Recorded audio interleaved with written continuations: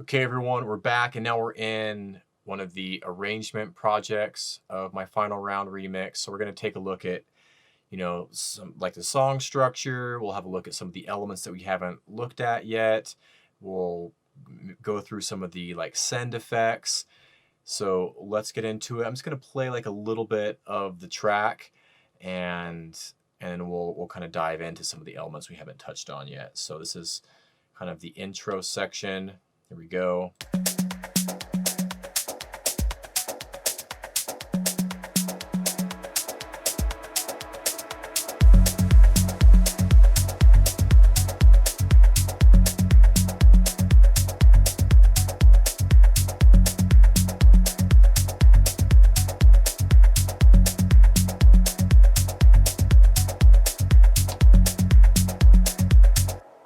Skip forward a little bit.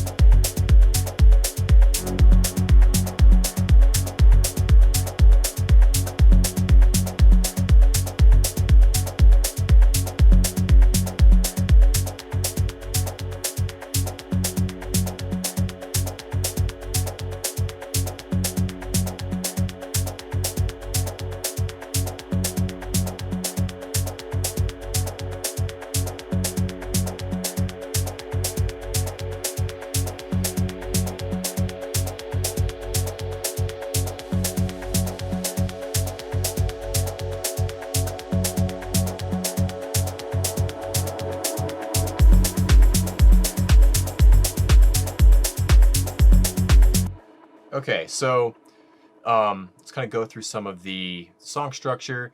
So the first part of the track here is just pretty much kind of a nice groover. You really don't get like really into it until after this first breakdown, when the tambourines come in and you hear the snare and claps don't come in until over 3 minutes into the track. But at the beginning, I just have a simple filtered kick, just a kick with the low end cut out. I actually put the rim sample in the intro section because I just thought it kind of added to the the groove in the intro. But there's a few elements here. So let's see that we have at the beginning. A lot of times I like to put like some little effect hit of some kind at the very beginning of the track. So we have that at the very beginning. I just find that kind of helps kick things off. And then we have this little riff effect here.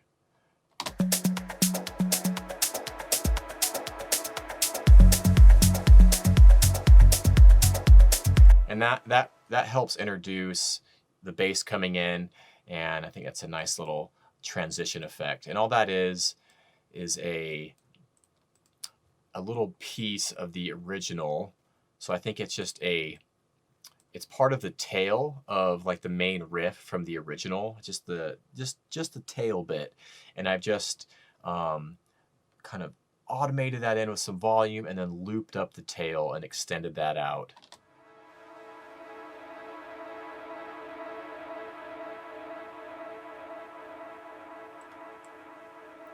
Let's see if I actually take this automation clip. You can see I just looped that up and extended that tail over a long period. And then I've added a little side chain to that as well.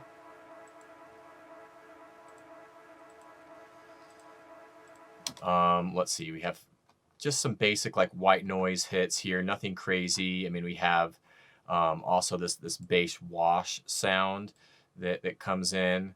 It kind of comes in every so often. It helps just add a little bit of interest to the track, adds another bass element, and kind of fills out some space.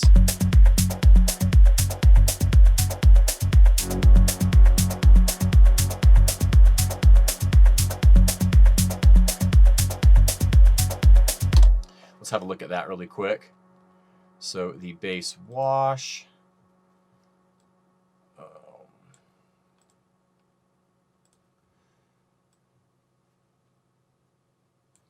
This one here. So this is actually, I think, like it's a long extended bass sound. Yeah. Or just, it's not that long, but just a bass one shot there. And I've just shaped the envelope so you have a nice kind of like sloping long attack on that. And that just comes in, yeah, on the offbeat of beat 4. And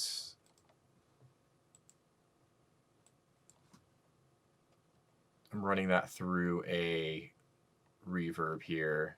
Yeah, this distorted reverb.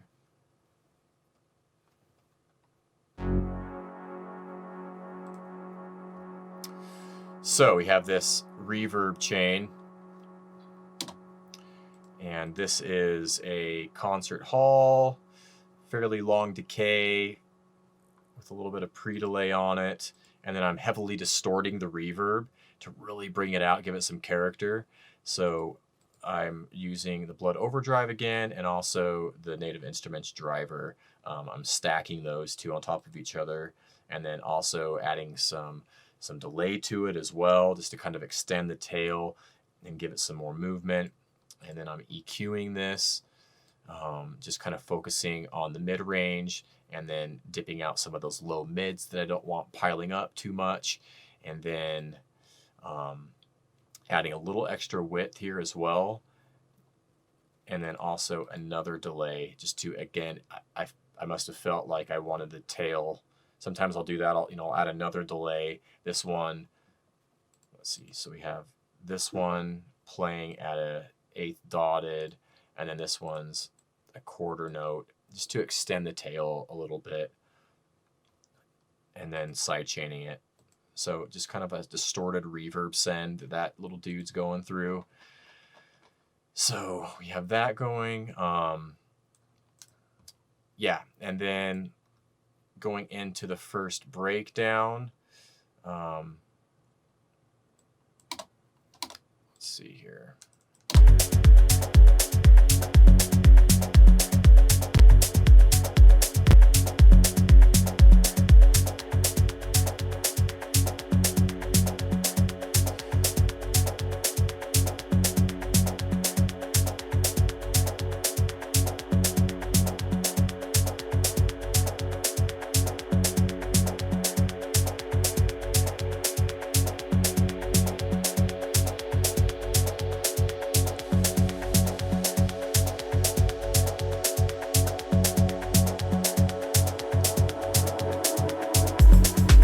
So you can hear, I mean, there's like the pad is opening up with a filter. There's like lots of automation happening. So the pad's opening up, we're getting more high frequencies, and then it closes down.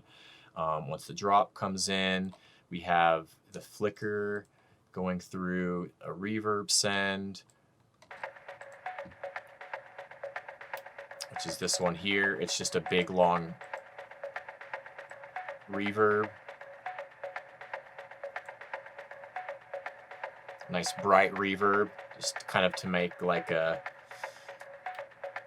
down and dirty like little sweep effect. That's pretty subtle actually on this one. You know, we have automation happening with the drums.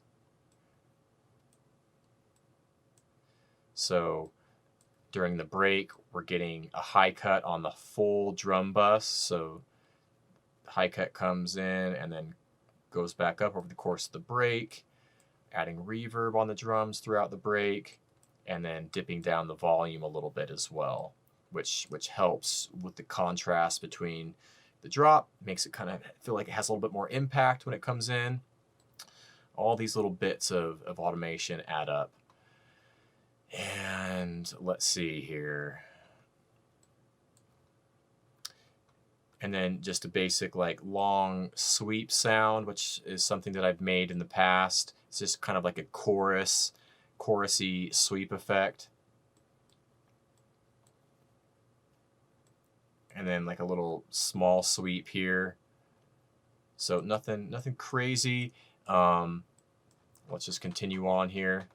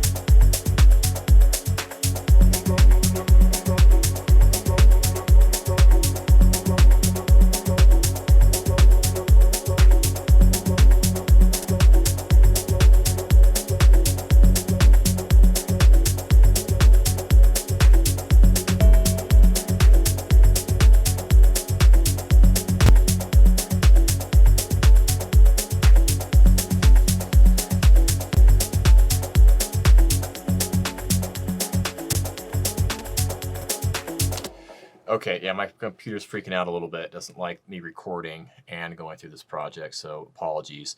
So we have that vocal effect, as you could hear there, and then kind of like the main arpeggio comes in, which we'll definitely take a look at. I did a little like, we have the clap accents entering the track now, and a little like variation with the claps. So if I just like do this, you can just hear.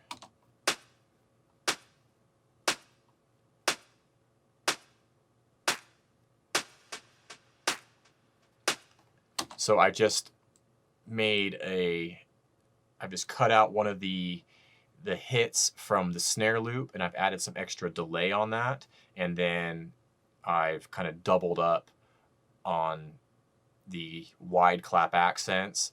So we're playing that, you know, instead of every 4 bars, we have like an extra big clap accent or wide clap accent after that delay accent on the snare loop, just to add a little bit of variation. And that kind of works with this ping sound, is what I kind of was thinking when I made this. It kind of helps introduce the ping sound. So if we listen here again.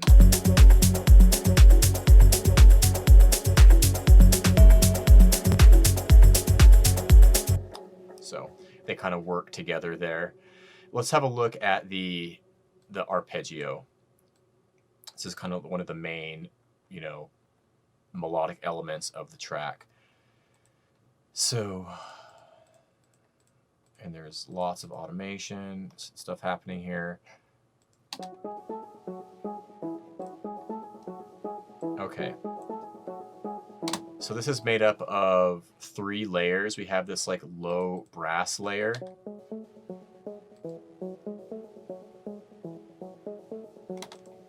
Which is coming from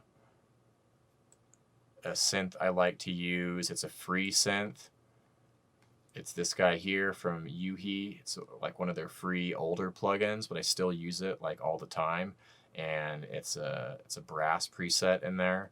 It's just filtered right down, just to act. It just acts as like a low layer to this arpeggio.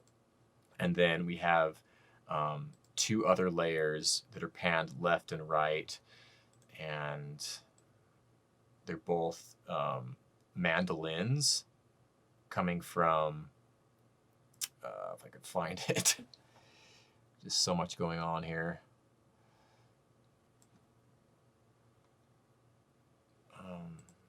So yeah, it's this guy here. Yeah, expand 2. It's just a mandolin preset. And I've made a copy of it, panned 1 left, panned 1 right, and I've made some slight changes to it. I can't remember exactly, but I've just altered the sound slightly, and probably altered the actual MIDI as well. So we have a nice wide sound. If I go into the MIDI here,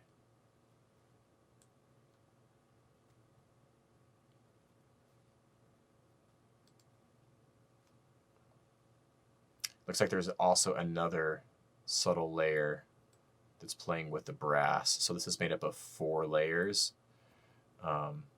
Let's see, let's just mute.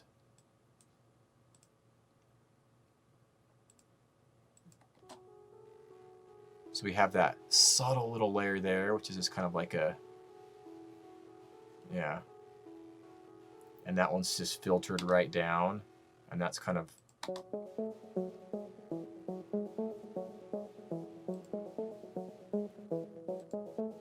just adding a little something there. And then we have the,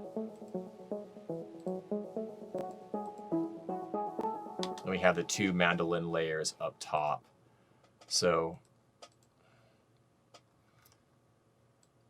yeah, you can see that I've just made some slight changes to the timings between the left and the right to again accentuate the width here, and also kind of, you know, the velocities are slightly different as well. Some variance with the timing and with the pitch, with the fine pitch as well. And then all of these layers, so we have the brass, which has a little bit of saturation on it with the Omega N. I really love that plugin. I'm just EQing this, again, rolling the lows, the very low end off, and then filtering it right down. Even though I've rolled the cutoff down in the synth itself, I just, again, took out some of the high end. And then on the mandolin, I've also added different distortion treatments. So on the left, we have the distortion from this defacer plugin, which you've seen a million times by now.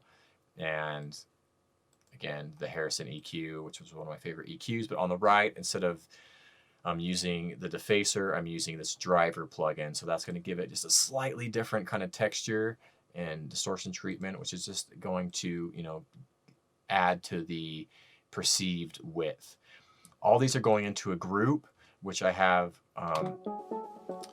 some some compression, just some light kind of compression to kind of help tie everything together, give it a little character.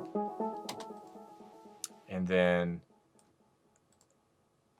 I set up a few parameters so I can control the decay and the release on probably both of the mandolin copies. I don't think I did any. I think I just left the brass and that other subtle layer static, and then I'm playing with the decay and the release on both the mandolins with these here. But I've just set these up so I can do it with just one knob. And then just filtering it with the Moog multi-filter, and added a little side chain just to keep it, you know, sitting nice in the mix, and pumping with the kick a little bit. And then this is controlling the send amount to one of the auxiliary tracks here.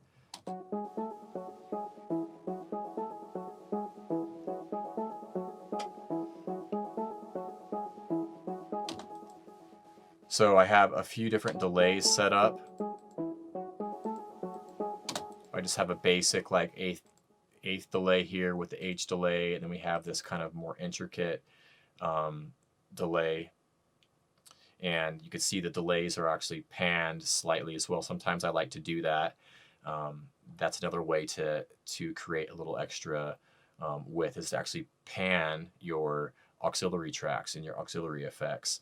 And I like to do these in pairs. If I have, you know, for instance here, I have one delay that's panned to the left, and the other one, to offset it, it's panned over to the right. So this one is kind of meant for the little stab sound that I actually haven't showed you, so we'll take a look at that next. In fact, we'll just look at that right now. So I have this stab sound, which is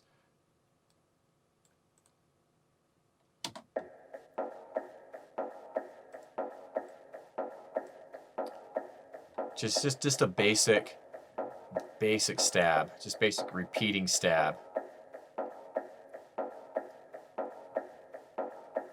just repeating over a bar. As I felt when I started arranging the track that the groove just needed another element to kind of help pin it down and just to give something for the listener to lock on to. So I added this basic little stab.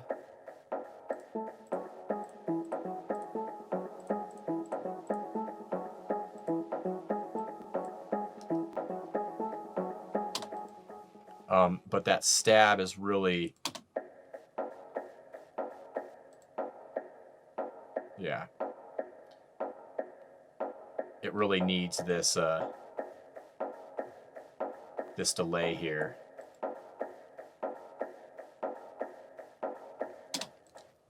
So we'll just run through this here. We have an eighth dotted, and you can see there's an LFO on the high cut just to give it some more movement. And I'm using a wide setting instead of a ping pong. I just thought it worked nice in this case. And then I've detuned this. It's just something else. It's a nice little trick too, just to maybe detune your auxiliary tracks. I like doing this on delays. You could try doing like a subtle detune like this, which is just 10 cents. Or sometimes it could sound really cool, like actually pitching it up, you know, a third or a fifth, or you can experiment with pitching up your delays too, which can work quite nice. You can see we have the high cut LFO happening here, delay time LFO. So I'm also, this is another thing I like to do sometimes. You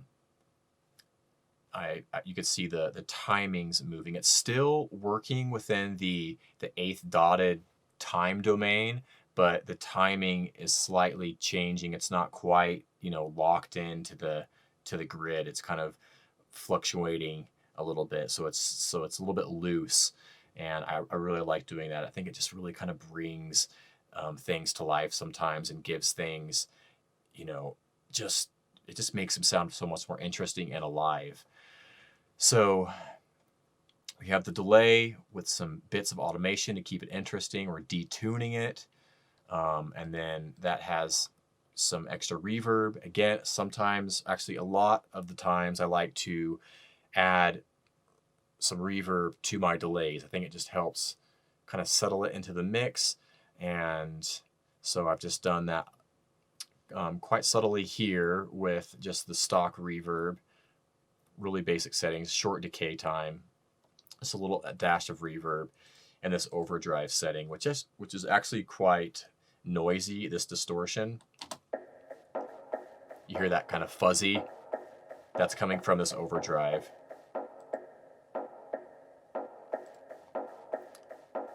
Just adding that kind of crunchy, fuzzy, kind of almost like, yeah, distortion, which you really don't notice in the context of the whole track when everything's playing, but it just kind of gives, you know, some more dirt to that.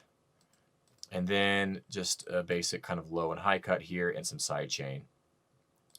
And I'm using that that delay send. A few of the elements are running through it, like for instance the ARP's also going through that delay.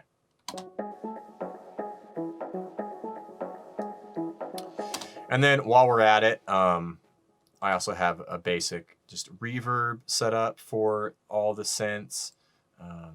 Just a basic, you know, chamber, kind of a medium delay setting here, which a lot of the elements are going through. You know, we have that ping sound I showed you is also running through that. Anything I think that needs some space, I might use that reverb on. You know, the stabs running through that reverb. I also have a parallel distortion track. If I want to give something some more grit, I'm using the Devil Lock for this, which is one of my favorite plugins to use for a little parallel distortion. And also by sending, I think most of the sounds are going through the distortion. Yeah, pretty much all the sounds are going through the distortion. And that helps kind of tie everything together. Everything is getting a small touch of that distortion, and it's mixed really low. As you can see, it's just a little tickle of it.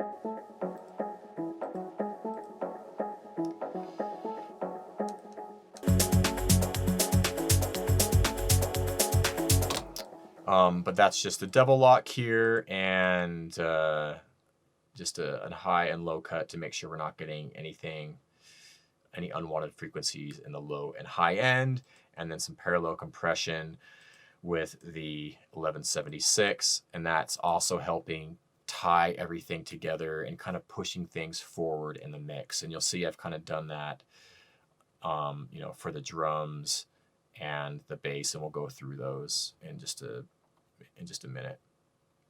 So those are the auxiliary tracks for the synths. So we talked about the arpeggio, and then we have this vocal effect come in, which is, you know, a prominent sound. It was one of the sounds that I really liked from the original track, so I really wanted to incorporate it. So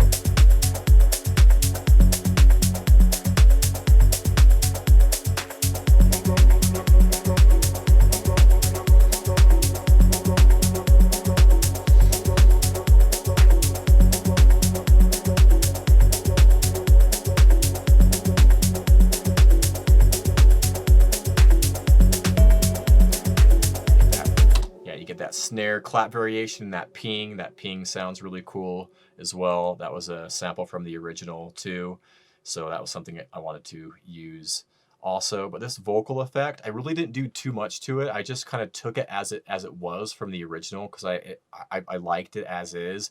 I just added some extra bits of processing to it. So I've ran it through this. We'll just play it solo.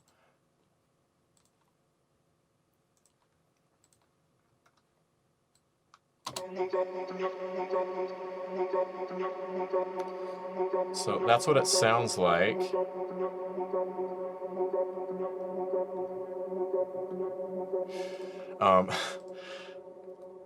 So it's actually quite interesting going through projects that I finished like a year plus ago, because I've like, oh, I should maybe try that technique again, and you know, it's actually quite fun to do this. So I ran this through the, no surprise here, the space modulator from Valhalla, just to give it some extra space. I wanted to push it back a little bit in the mix, so I'm running it through some, but let's hear it without any effects.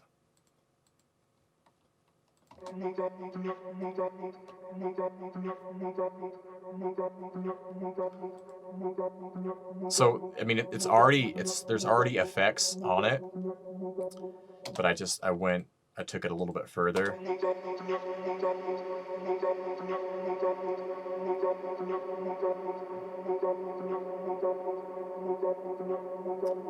And gave it even more space with the space modulator, and then I'm just giving it a nice little kick in the rear end with this OTT. You're all familiar with this plugin. It's just bringing up the sound, you know, adding some like upwards compression to it.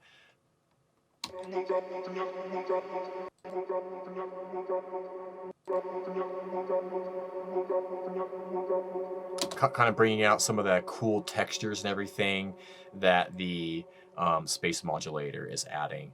So a lot of times I like to use these two plugins in combination. I'll use like this if I want to give something like a cool chorusy kind of different sounding reverb, and then I'll add like the OTT afterwards to really kind of bring up some of those cool textures that this plugin adds. So that's what I've done here, and then I followed that with the little altar boy. Looks like this is like mixed in. So just a tickle of, I mixed in just a tickle of -5 semitones here. So just to give it a slightly different flavor. Let's hear it without that.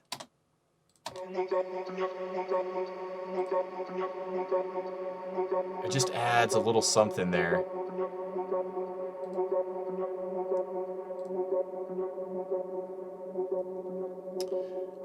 Okay.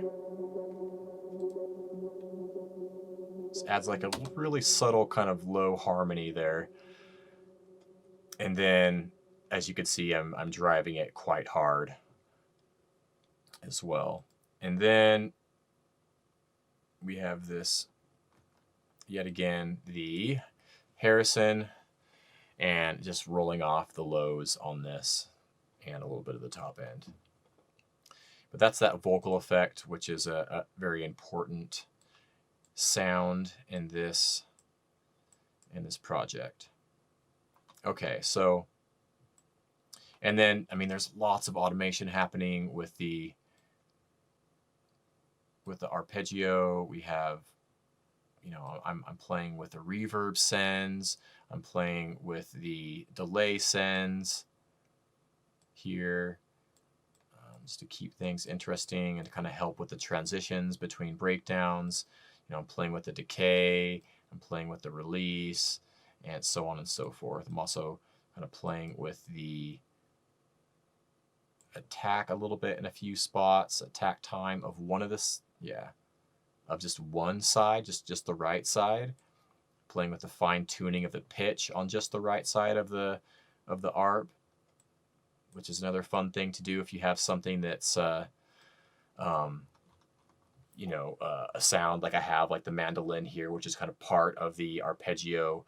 If you have something panned hard left and hard right, try you know, automating something like the pitch on just one of the sides. This is something I showed you in the ride cymbal technique from the Spaceflex breakdown, where I have two rides panned left and right, but to really create some cool tension, I'm just pitching one of the rides up and down, and as those two are like pulling apart with the pitch, it really creates a cool bit of tension.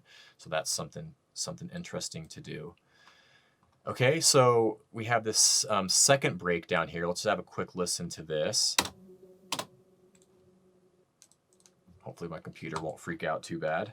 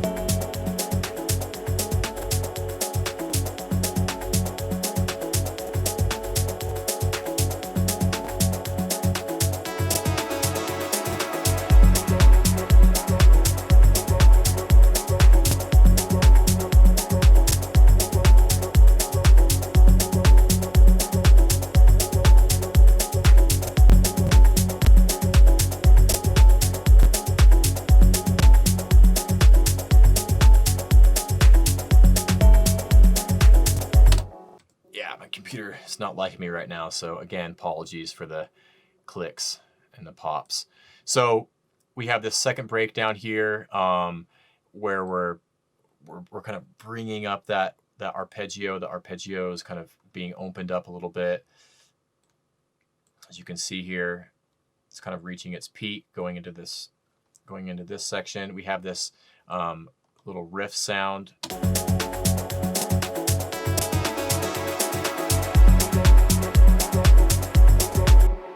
Which is the first time that sound appears in the track, and that was one of the that was like the main kind of, or one of the main signature sounds from the original. So I wanted to incorporate it, and I didn't really do much of anything to it, to be honest. I just kind of left it as is, because I've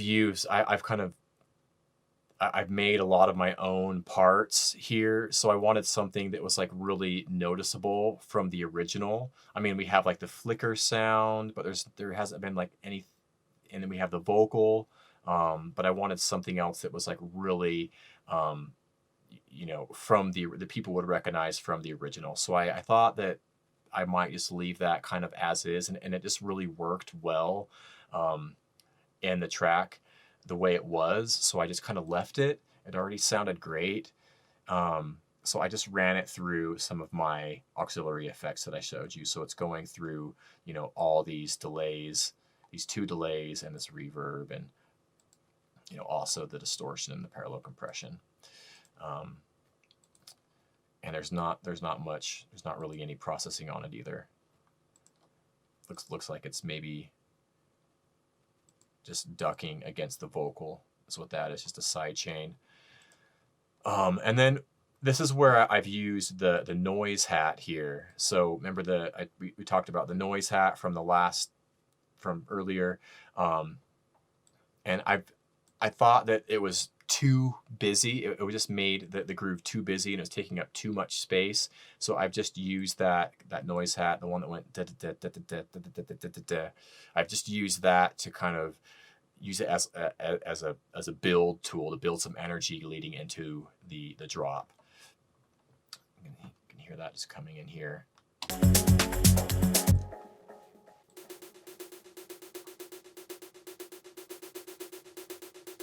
So just use that in the breakdown just to create a bit of energy leading into this section here. You know, instead of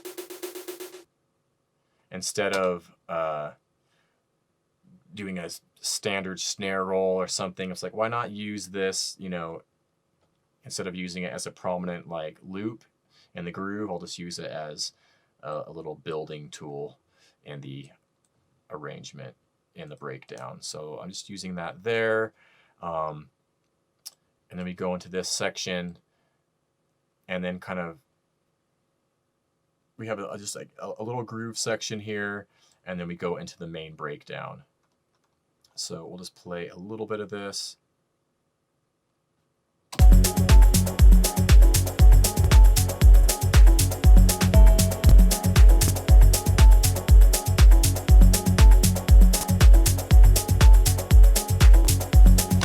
Let me just try.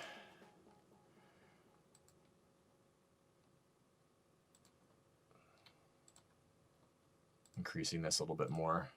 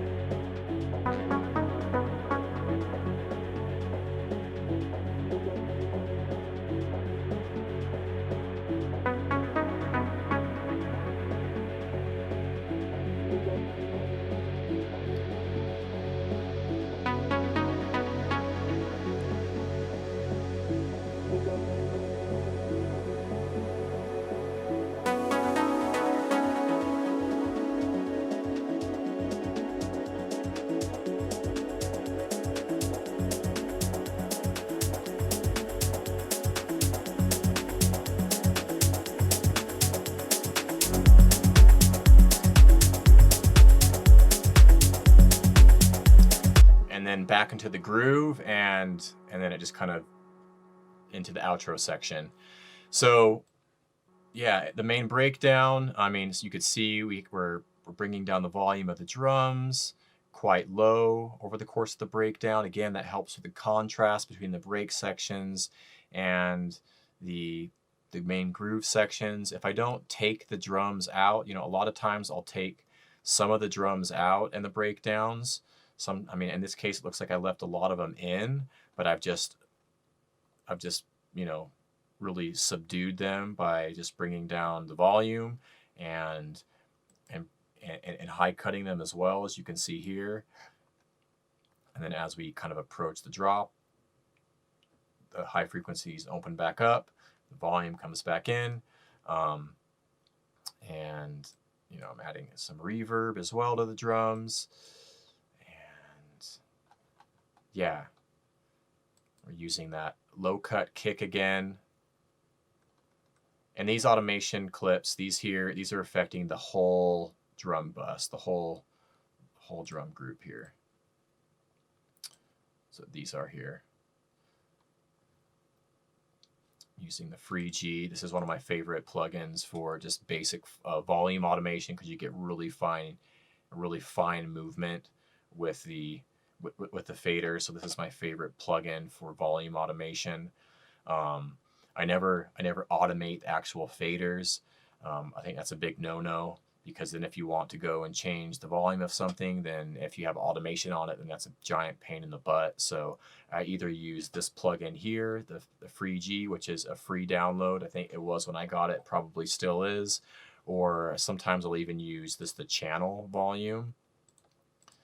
Sometimes I'll just automate the volume here, but I never automate the faders itself.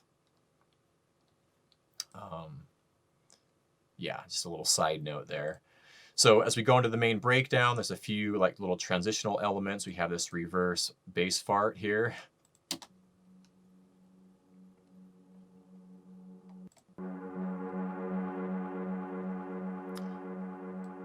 And then, you know, we're dropping out the main bass and the sub, and then we're bringing in this drone sound. So that reverse helps introduce the drone. The bass fart is just a like one shot kind of bass wash, distorted bass hit that I've had in my sample, you know, it's in my sample library. And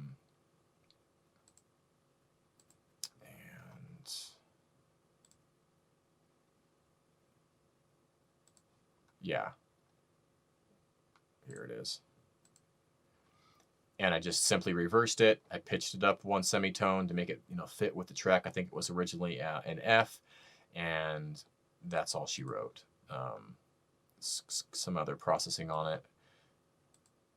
Just EQ'd it a little bit, took out some resonating frequencies, kind of boosted up the upper mids, and then added some extra width probably. Yep. And then some delay to give it some nice space. And this sample, when I made the sample, it's already has a ton of reverb, a ton of distorted reverb on it. So I didn't really need to run it through that distorted reverb I showed you earlier. I just reversed it, added some delay, and EQ'd it. And then that's helping to introduce this bass drone here.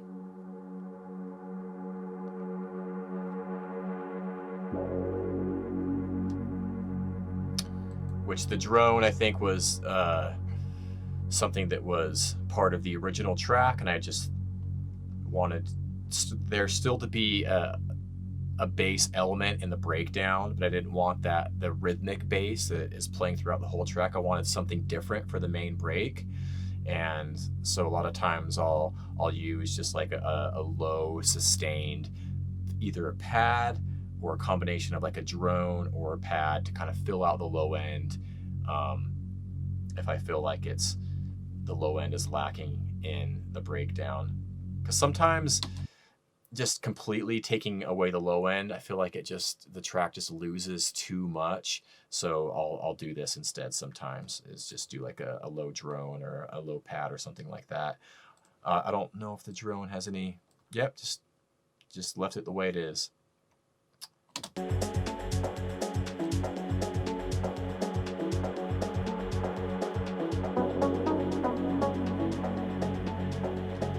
There is some like cool effects here. So we have this effect sound here, which kind of helps introduce the breakdown.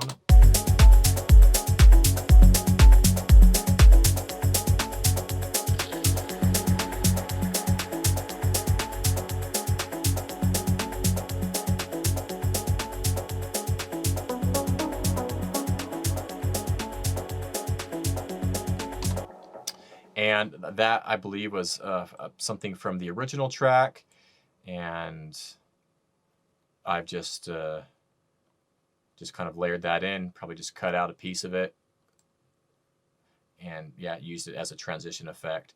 Then we have these dub swells, which are quite interesting. Just solo this guy.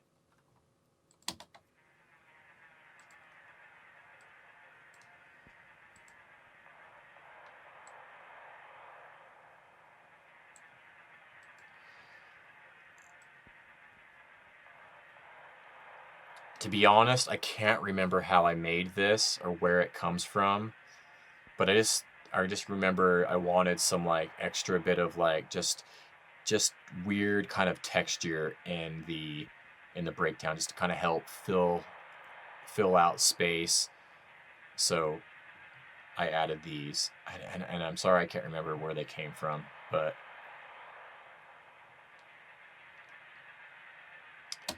yeah, we have those things happening. And let's see, what is it? And then just some little sweep cuts here. Two layers, a low and a high.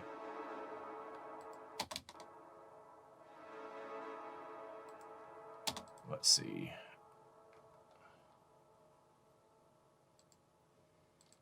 And we got just a little bit of that reverb from Reactor on those.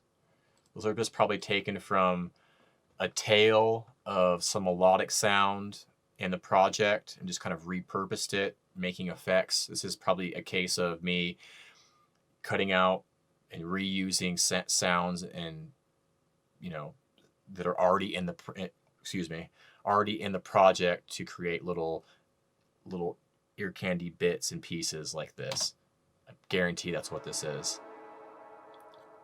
We just cut out a little piece of something, layered it up, maybe pitched one up an octave.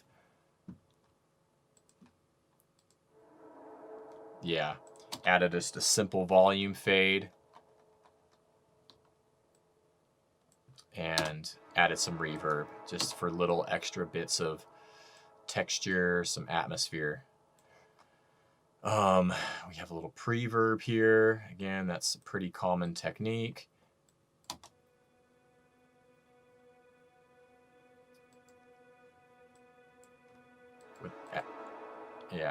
With some delay and a bandpass filter.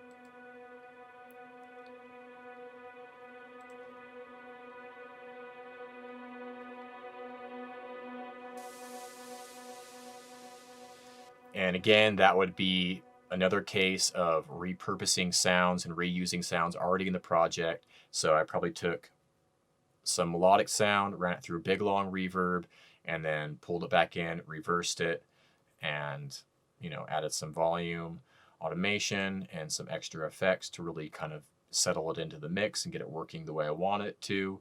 So a little extra delay, bandpass filter, and then I have this like global delay here as well, which I'm primarily using for effects, which is just a simple hall reverb, kind of a medium decay setting. So yeah, a few different like kind of little effects happening there, and then there's some like little vocal hits as well that are happening like in between the,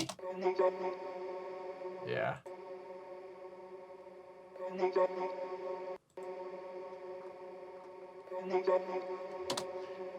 Yeah, just happening in between the pluck. So the pluck is kind of one of the main sounds in the track, and it only happens in the last breakdown. I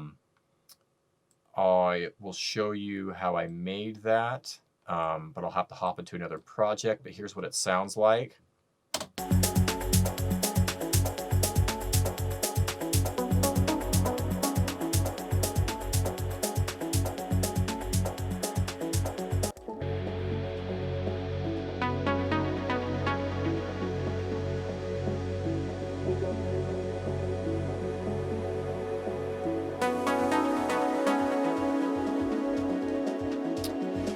So the pluck is actually following the ARP, but it's only playing.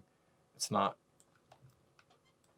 Yeah, the notes are playing with the arpeggio, but the last notes left off. So we have. So we're playing it. Yeah, I'm following the ARP. Do do do do. But this last note, I'm not layering with this last note of the ARP. It's just the first 1, 2, 3, 4, 5, 6. But I'm not layering with this note here. So it's just kind of following the ARP, and then yeah, we kind of culminate here as the ARP is actually being filtered down over the course of the break. This one's being kind of filtered up, and then we pop up the filter here, and then this one I really opened up the release on the pat, or excuse me, the pluck, so we have a nice ringing tail. The tail plays out for a long time, and that I thought was a cool. It really added to the transition into the last like little groove section and into the outro. So we'll just play it from here.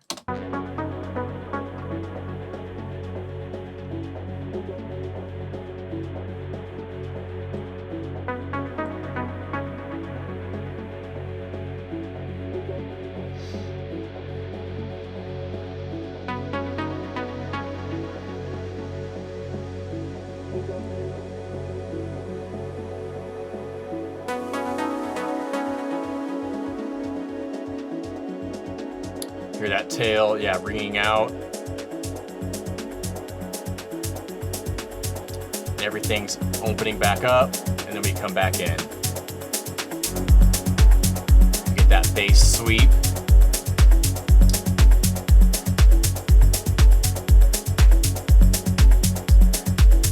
And then into the outro section. So yeah, this pretty much kind of stays filtered. The filter doesn't really move too much until this last hit. And then the ARP also gets filtered up for this last little riff, and then the pluck opens up and that tail rings out. And that's an important kind of little aspect of transitioning back out. So yeah, the pluck was actually made in I'll just tell you how I made it. It was made in FM8. It's just like a basic, I think it was actually just a preset, to be honest, like a simple preset that I just tweaked and, you know, added a little bit of distortion, tweaked the envelope settings to fit, and it just layered on top of the arpeggio, which I thought worked quite nice. I think that's how I made it. I honestly can't remember because it's bounced audio. So, but I know it was from FM8. So there you go. That is kind of the arrangement. We could look at maybe some of these here. So I also have just a parallel compression track for the drums. I mean, I've talked about this before, but we can briefly go over it. I'm just using the SSL for this and just really smashing the drums. And then before that, I just have this vintage Hilo 69 EQ, which is just adding an extra little bit of kind of analog goodness, and also I'm boosting the highs a touch as well.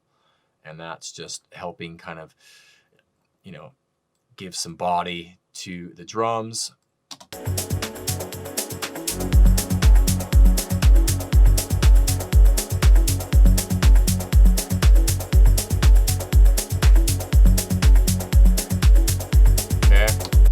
And then I have a similar distortion track for all of the drums as well, which all the drums are running through.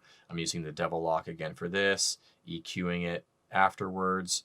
That, yeah, just really helps tie everything together. And then the same thing for the bass, but I'm just using a parallel compression track, and not a distortion one for the bass in this particular case. And I'm using the 1176 for this one. Okay, well, hopefully you found some value in that. That is the breakdown of my final round remix. Trying to think if there's anything else that I can go over with you. I think we've pretty much covered it. So thanks for listening to me blab about this track for seems like 5 hours now. But yeah, that's final round. Hopefully you enjoyed the track. Hopefully you enjoyed the breakdown. If you have any questions, definitely hit me up and I will get back to you. Thanks for watching. Take care, everyone. We'll see you.